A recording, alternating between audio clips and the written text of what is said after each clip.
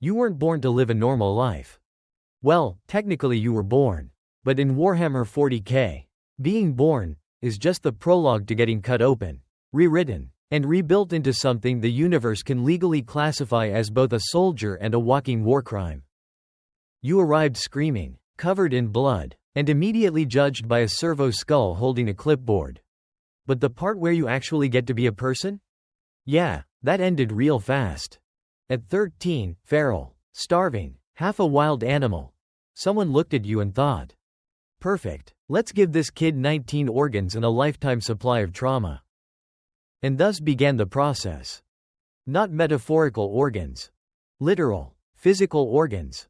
Surgically installed while you were still trying to remember how to spell your own name. One organ lets you eat poison. One lets you survive vacuum.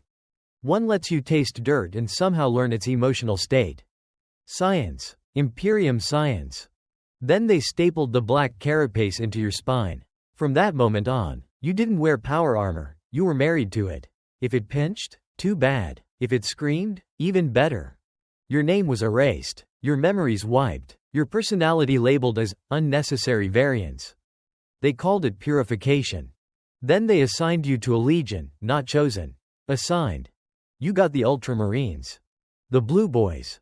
The poster children of discipline. The guys who write battle plans on parchment then burn them because it blesses the purity seals. You didn't feel noble. You just felt heavy. Your squad greeted you in a metal cage with chain weapons and emotional issues. One hadn't blinked since the last lunar cycle. One recited scripture in his sleep. One talked to his boulder like it was his dead twin brother. You learned fast. Asking questions meant re-evaluation.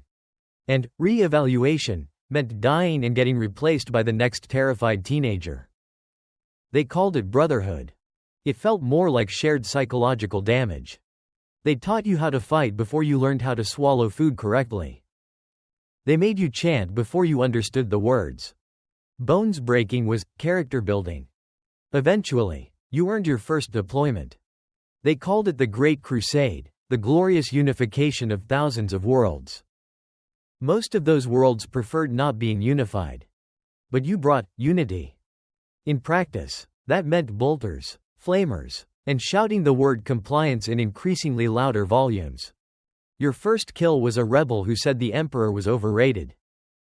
Your second was a kid with a plasma gun and too much hope. You told yourself it was for humanity. It tasted like burning oil and moral gymnastics. Then you saw your Primarch, Rabute Gilliman. Built like a Gothic cathedral with the energy of a man who files his taxes 6 months early. He didn't see you, he saw the formation. You stood straighter.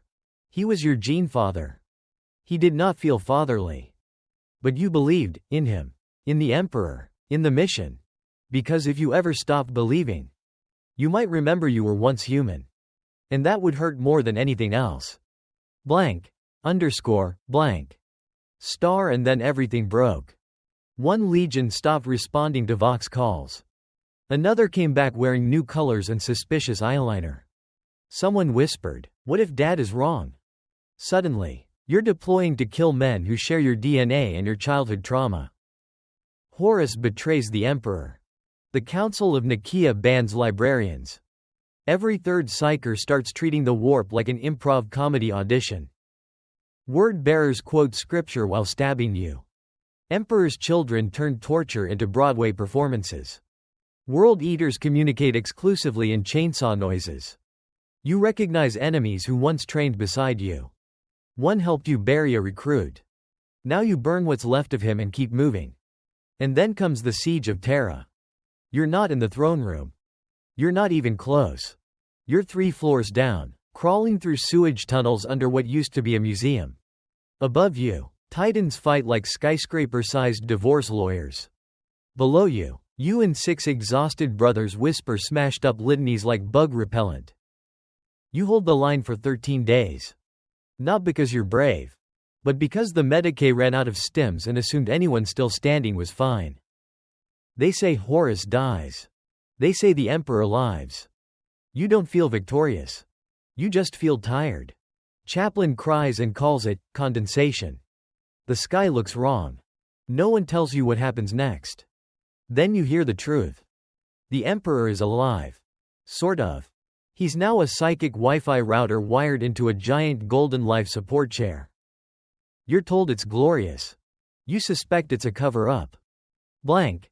Underscore. Blank. Star, and then comes the scouring. Not a war, a cleanup. Wrong banners? Burn them. Wrong scripture? Burn it. Didn't cheer loud enough during compliance week? Double burn. You ask if this is still holy duty. The chaplain stares long enough that you automatically start reciting litanies out of guilt. Then comes the Codex Astartes. 500 pages of passive-aggressive regulations written by Gilliman and blessed by bureaucracy. Your legion is split into chapters. Your battle cries become approved tactical patterns. Your instinct becomes paperwork. You win battles by PowerPoint. Your sergeant carries a purity checklist. Your captain quotes subclauses during drop pod descent. You miss the days when you just punched heretics and prayed afterward. Blank. Underscore. Blank. Star, centuries pass. Literally. Enemies change. Wars change. Your brothers die. New recruits join. Primaris Marines show up, taller. Shinier. Annoyingly optimistic. They call you ancient. You try to laugh. Your vox sputters like old radio static. Time gets weird in the warp. You fight for 2 hours. Return 12 years later. Your bunk has been reassigned to a servitor named Clanky. Clanky snores. You dream of old battlefields you never fought on. You see brothers who've been dead 4 centuries. The librarian tells you it's normal. Then his nose starts bleeding and he forgets why he's talking to you. You keep fighting. You always keep fighting. Because you're a space marine. You don't get to stop. Blank. Underscore. Blank. Star, then the truth hits you. One mission. Mid-battle. Flames everywhere. You turn toward a shattered metal panel. You see a reflection. A sarcophagus. Wires. Servo limbs. A metal frame the size of a truck. Your frame. You stare. 1 second. 2. Ah. You're a dreadnought. Huh. Well? That explains a lot. The missing memories. The weird dreams. The delayed voice.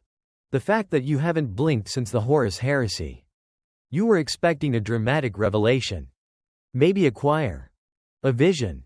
A message from the Emperor.